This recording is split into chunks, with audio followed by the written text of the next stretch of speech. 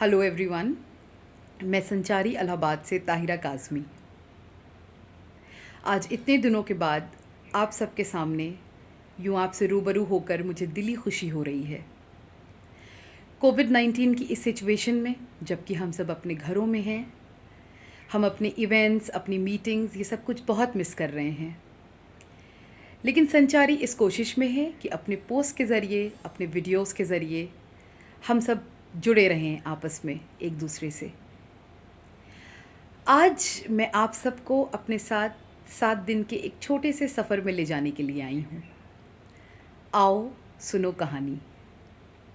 ये लाइन सुनते ही हम सब के अंदर का वो जो छोटा सा बच्चा है, उस कहानी सुनने के लिए बस बेचैन हो उठता है। हमारे बचपन की जो सबसे मीठी यादें हैं वो कहानियों से जुड़ी हुई हैं। कभी कभी मैं सोचती हूँ कि कहानी क्या है। मुझे लगता है कि कहानी, हर गुज़रता हुआ पल एक कहानी है, हर लम्हा एक कहानी बुन रहा है। हमें कहानी की किताब जैसे ही हम अपने हाथ में लेते हैं तो ख़यालों की उस दुनिया में पहुंच जाते हैं जहां सीढ़ियां उतर के एक नई ज़िंदगी, एक नई दुनिया हमारा इंतज़ार कर रही होती है।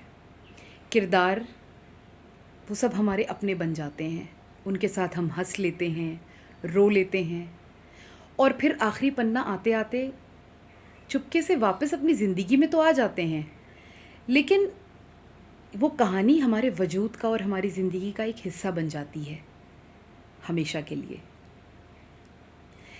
कभी कहानी पढ़ते वक्त आपको ये एहसास हुआ होगा, किसी कैरेक्टर को, किसी किरदार को पढ़ते हुए, कि अरे ये तो मैं ही हूँ। जी हाँ, कहानी कभी हमारी हमसे मुलाकात करा देती है, अपने उस पहलू के बारे में जो हम कभी नहीं जानते थे। वो कहानी पढ़कर हम अपने आप को एक नए नज़रिए से देखने लगते हैं। बचपन से जितने भी हमने अपने सबक सीखे हैं, हर पहला सबक, चाहे वो दोस्ती का हो, मोहब्बत का हो,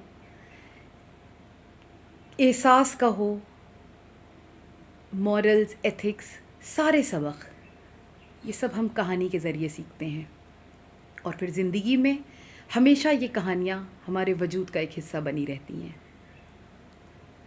अगले 7 दिन तक हर दिन संचारी के फेसबुक पेज पर एक नई कहानी हम अपलोड करेंगे। अंग्रेज़ी की कहानियाँ, हिंदी की और उर्दू की। ये चुनिंदा बेइंतहा खूबसूरत कहानियाँ हैं जिनको सुनकर आप उन्हें अपने वजूद का हिस्सा बना लेंगे। आप सब हमारी कहानी का हिस्सा हैं और इसी के साथ मैं एक बार फिर दोहराना चाहती हूँ, आओ सुनो कहानी। बहुत शुक्रिया।